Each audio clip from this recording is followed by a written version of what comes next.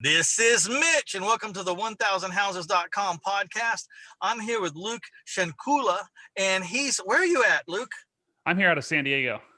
San Diego, beautiful San Diego. We have San Diego-esque skies and temperature here in San Antonio, Texas today, but that's only one day out of the year that ever happens. The rest of the time, it's just hot. Exactly. Okay? So, Luke's in the mortgage business and the mortgage lending business, and he's an entrepreneur. He's learned how to scale. More importantly, he knows how to market. And I think no matter what business you're in, you have to market. So we're going to talk to him a little bit about that and how he runs the marketing side of his business. So, Luke, how you been today? I'm doing awesome. Thank you so much for having me. Man, it's my pleasure to have you on. So tell us a little background and then kind of how you got to here. And then I want to jump into really, I think marketing's where we're headed. Perfect. Yeah. So how am I doing today? Or how am I doing in general? Oh, no. Well, how did you get to where you're at right now? And yeah. So I will say the journey's been a little interesting. So I do run a marketing company specifically for mortgage loan officers. However, what got me here was I worked for a mortgage company. I worked as an account executive for a lender way back in 2016. 2017, January, they laid me off. It had been quite a bad experience. And I was like, you know what, I'm going to go off and do it on my own. I tried to start a contract processing business. And if you know anything about loans, obviously that's the people that are detail oriented and, they're organized. And guess what? That just wasn't me. So after doing 2 loans, I was like, never doing that again. And then I got my license to become a loan officer. I started learning how to run ads for myself to essentially figure out or how to get leads for myself, right? So in that time, I learned that I didn't really want to be a loan officer. I wasn't in love with it, but I had fallen in love with marketing. And so you could say the rest is history. The reality is the next couple of years were pretty up and down. Didn't really make very much money for, I would say really 2 years before I was really making any money. I almost lost it all in 2019. I had gotten my biggest month in February of 2019. In April of the 2019, I had lost about $60,000 in monthly recurring revenue within a 6-week period, and I almost lost it all. I was almost said, hey, you know what? Maybe I should go back to corporate. Maybe I should go back to doing what I did before, but wasn't in the cards. I just wasn't going to do that again. I had basically promised myself that I was never going back to corporate. So doubled back down. Continued to grow, and here we are. We're working with a little over 50 loan officers at the moment. And, just really loving it and just growing, right? So it's been exciting and definitely an up and down journey, though. Well, I want all the listeners, my book is My Life in 1,000 Houses, Failing Forward to Financial Freedom. And it's a book about falling down and getting back up and about painting yourself in a corner so hard that you're not going to come out unless it's going to be the way you want to come out. And that's what you did. I want everyone to hear. You backed yourself up in a corner. You tried a lot of things that didn't work out. You kind of kept morphing, right? And kind of and stayed with what you really had a passion for and didn't give up on that passion to just get a paycheck because you needed some money. I will say there was a time there in November of 2017 that I did have to go back, get a job. From November of 2017 through April of 2018. Then I got laid off again. So I got laid off twice in 14 months. And that second time I was like, now I'm really never going back to corporate, right? So now I really have to make it work. So, that's a little part of the story I skipped past. But you're right. I was back against the wall. I invested in a couple of programs, some training programs, just about how to grow what I was doing, grow a business. And I was completely broke. I told my wife I wasn't going to, she didn't have to go back to work after the fall because she was a teacher. So I was like, you're not going to have to go back to work after the summer. And I was like, how is this going to happen? Because, as of like May, I still was only making a couple grand a month, which, in San Diego, that's not even my mortgage payment. Right. Right. Those are some sleepless nights. Yeah. I will say there were some stressful moments. And like I mentioned in 2019, had my best month and went down to like one of my worst months within about a 6-week period, and got to be at about $100,000 in debt. And I was just like, how am I going to get out of this? I had no idea what I was going to do. And it was funny because at that time, instead of throwing in the towel, I actually invested in a mindset coach that cost me $1,500 a month. It wasn't a small investment, and I didn't have the money, but you know what? I knew that what needed to get me to that next level was to get my mind right and to understand, what was holding me back from really taking that next sort of leap. And interestingly enough, that really moved me through it all. Very smart person that changed my life said to me, if the body gets just enough protein and just enough water, and if the mind doesn't go, it'll figure everything out, no matter how bad it is. But you got to keep your mind. That was the key thing. And so, man, I love your story. So talk to me about marketing. What did you discover about marketing?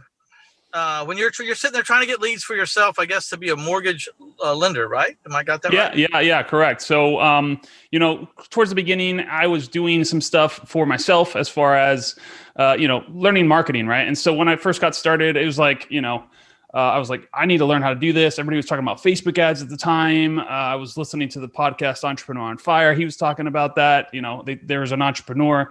I'm sure people have heard of him if they do any sort of marketing, but Russell Brunson with ClickFunnels, they're talking about that. So I just started kind of observing what was going on, what they were doing. And I was like, man, this is awesome. And so I started just absorbing as much content as I could. I was just literally just consuming course after course and YouTube videos and just as much as I could about marketing. And what I learned was even 3 years, 4 years later now, I still don't feel like I know much, right? It's like the more you learn, the more there is to learn, right? And it's just crazy because there's so much growth, there's so much opportunity, there's so many different ways to market. One of the things I learned was that early on, I got very much distracted with shiny objects, right? And I think it's really easy in any niche really to get distracted by shiny objects, right? The shiny object syndrome. So it's like, oh, chatbots and this and Facebook and Google and YouTube and SEO and this. It's like, man, how are you ever going to learn all of that stuff? So I just got really dialed in on what I wanted to do. When I decided what niche I was going to work it with, I was like, all right, I'm going to get really good at doing Facebook ads for mortgage professionals using long form survey funnels where they're filling out 10, 12, 14 questions to qualify them and just go as deep as I could into that. Because what I found is by just being like okay at all these other things, I never was able to get the results that I wanted until I focused on one thing. So, I mean, that's one thing that I even tell, my clients as well is like, just be focused. Like, there's the Gary V thought. It's like, just put out 60 pieces of content a day on 400 platforms. But it's like, the reality is that the average person can't do that, right? Unless you have a 6-person media team or something that can just put out content all day for you. But the reality is you're probably better off just getting really good at 1 or 2 or 3 platforms and just focusing really, really hard on those platforms. Yeah. So do you have a big organization, or is it just you, or how many people make your world go around right now? Yeah. I mean, at the moment it's about 8 to 9 people right now. So we have a couple people, we have a little call center that we have that just started. We have a couple client support people. We have some virtual assistants out of the Philippines, a couple salespeople. So we have a decent organization up until, it was just me up until, was it December? I think November of 2018, I hired my first virtual assistant. And then really it was towards the end of last year when I just started bringing people on to kind of help things go on, right? Because one of the things that I realized pretty quickly was I didn't like certain parts of the business, or that wasn't like what really fired me up. So I was like, how can I replace myself in these pieces of the business so that I continue to grow and work on the vision and grow the organization versus getting stuck in the weeds, right? And so I think that's the biggest thing there is, and the other thing too is managing people.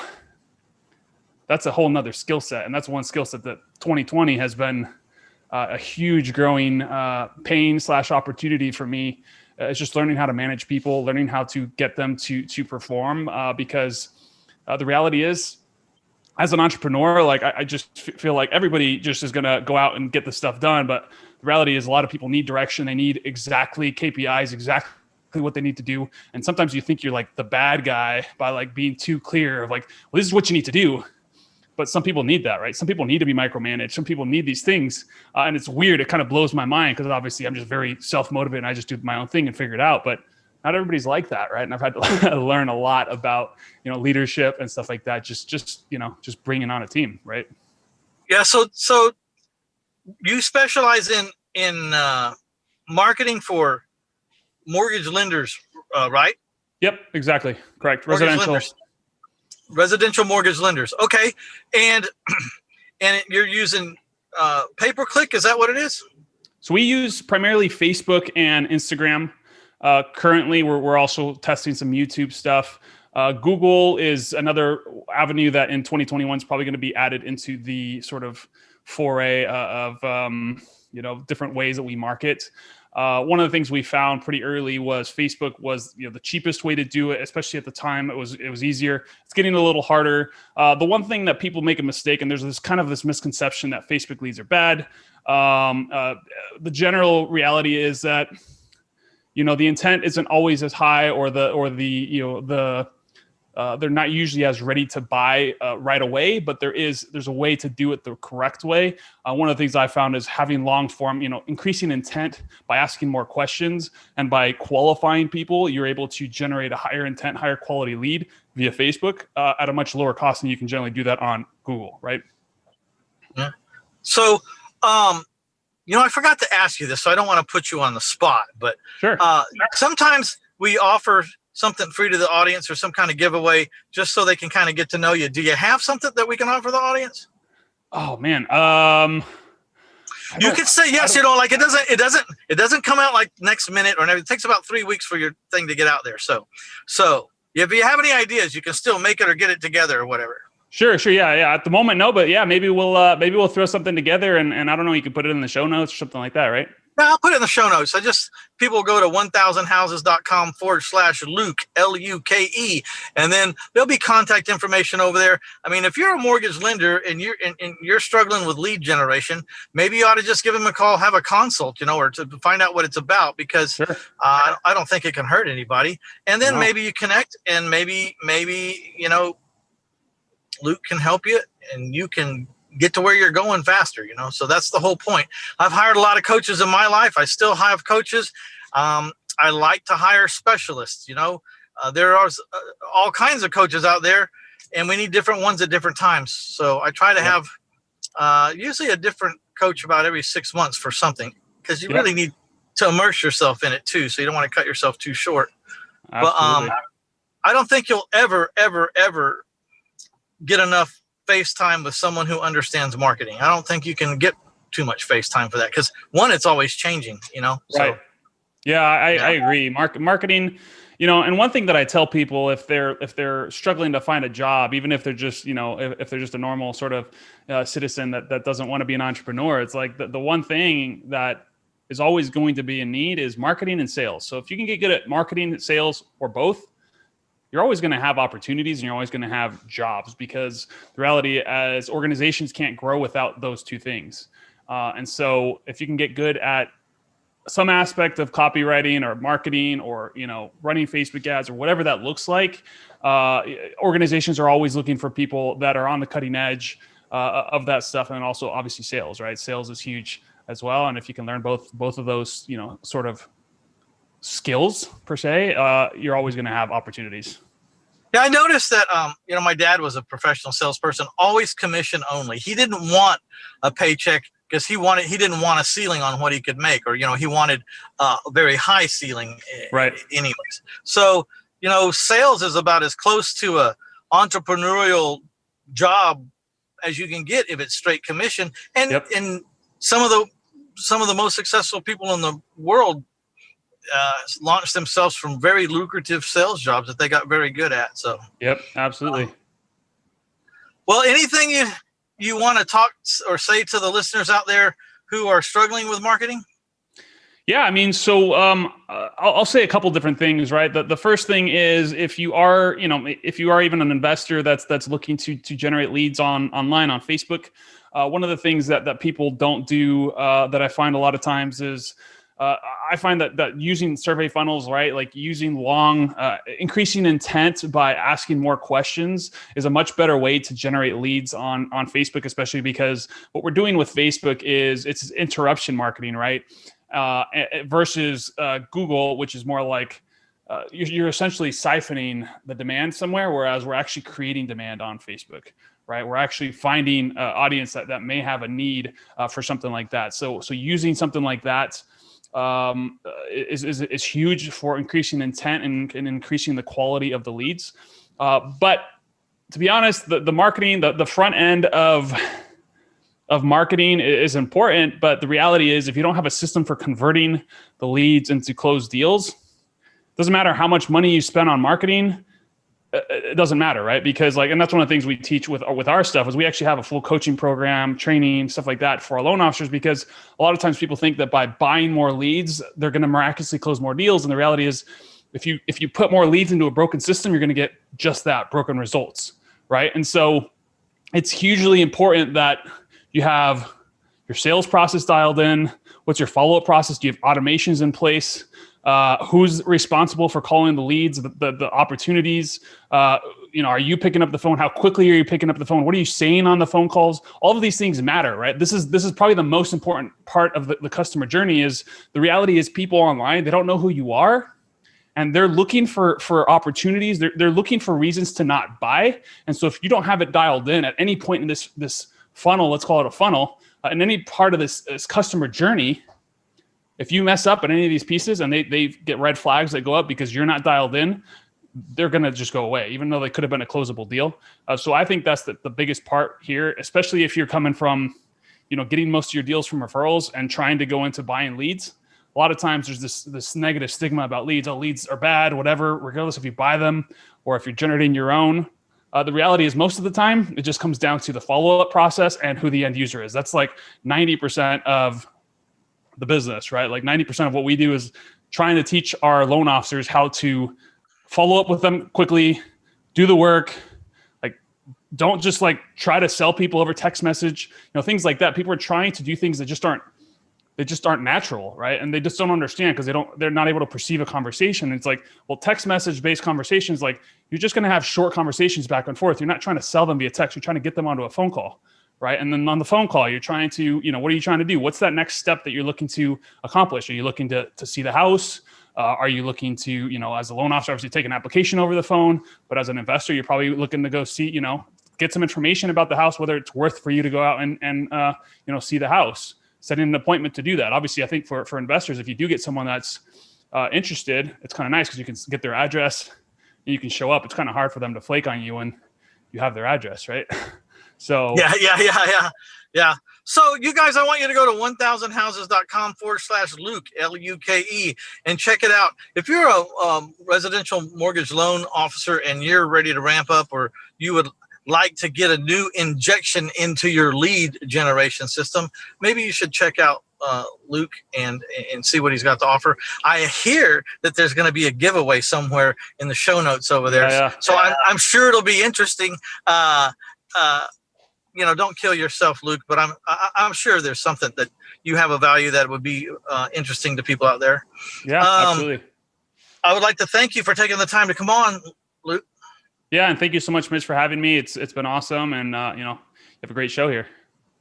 Thank you. I'd like to thank all the listeners for taking time to get you some Luke Shankula. Did I say it right? Shankula. Shankula. Okay. Thanks for stopping by to get you some Luke Shankula, and we'll see you on the next episode. Thanks a lot, you guys. Bye, Luke.